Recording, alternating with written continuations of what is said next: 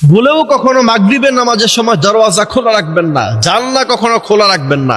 আমাদের দেশে অনেকে বলে এটা প্রচলিত প্রথা, এই কথা বলে এই কথাগুলো উড়িয়ে দেয় না। বিশ্বনবী সাল্লাল্লাহু আলাইহি সাল্লাম নিজে বলেছেন, যখন মাগরিবের সালাতের জন্য যখন আযান দেয়া হয়, আযানের শব্দ যখন শয়তানের কানে পৌঁছে, শয়তান তখন দৌড়াদৌড়ি শুরু করে দেয়। আবার অনেক সময় দেখবেন রাস্তাঘাটে মাগরিবের আযানের সময় কুকুর প্রচন্ড পরিমাণে ঘেউ ঘেউ করে, প্রচন্ড পরিমাণে চিৎকার করে। তার মানে বোঝা যায় এই কুকুরের মধ্যে শয়তান বসবাস করতেছে, এই কুকুরের মধ্যে জিন শয়তান বসবাস করতেছে, যার কারণে আযানের শব্দ শোনার সাথে সাথে তার গা শিউরে ওঠে, সে চিৎকার করা শুরু করে দেয়। এটা সমাজের প্রচলিত কোনো কথা নয়। বিশ্বনবী সাল্লাল্লাহু আলাইহি সাল্লাম বলেছেন, মাগরিবের সালাতের সময় কখনো আপনারা দরওয়াজা জানালা খোলা রাখবেন না। যদি খোলা রাখেন তাহলে মারাত্মক যে বিপদ হতে পারে শুনলে আপনি অবাক হয়ে যাবেন, আপনি আশ্চর্য হয়ে যাবেন, এত মহা বিপদের মধ্যে আপনি পড়ে যেতে পারেন। এই জন্য বিশ্বনবী সাল্লাল্লাহু আলাইহি সাল্লাম বলেছেন, অবশ্যই মাগরিবের আজানের সময় তোমাদের দরওয়াজা জানলা সেটা বন্ধ করে দিতে হবে।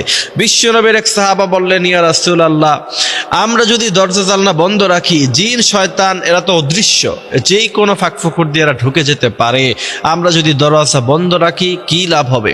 বিশ্বনবী সাল্লাল্লাহু আলাইহি সাল্লাম বললেন, কেউ যদি মাগরিবের আজানের সময় তার দরওয়াজার জানলাগুলি সে বন্ধ করে দেয়, আর যদি সে নামাজের জন্য দাঁড়ায়, অবশ্যই আল্লাহ সুবহানাহু ওয়া তাআলা নিজ জিম্মায় তার এই ঘরটাকে হেফাজত করবে। জিন শয়তান হাজারো ট্রাই করলে, হাজারো চেষ্টা করলেও তার ঘরে প্রবেশ করতে পারবে না।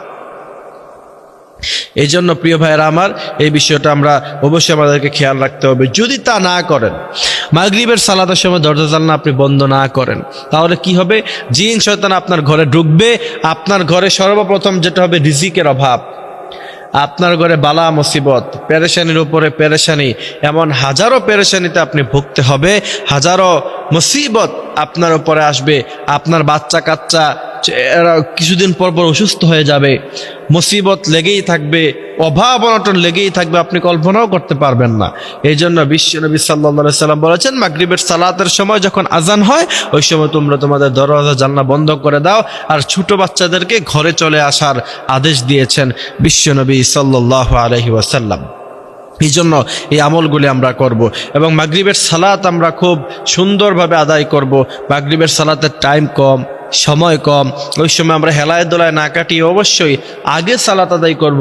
বিশেষ করে মাগরিবের নামাজের সময় যখনই কোনো কাজ আপনার থাকে, আপনি মুহূর্তের মধ্যেই কাজটাকে আপনি বন্ধ করে দিয়ে আপনাকে অবশ্যই নামাজ আদায় করতে হবে, নামাজ আপনাকে পড়তে হবে।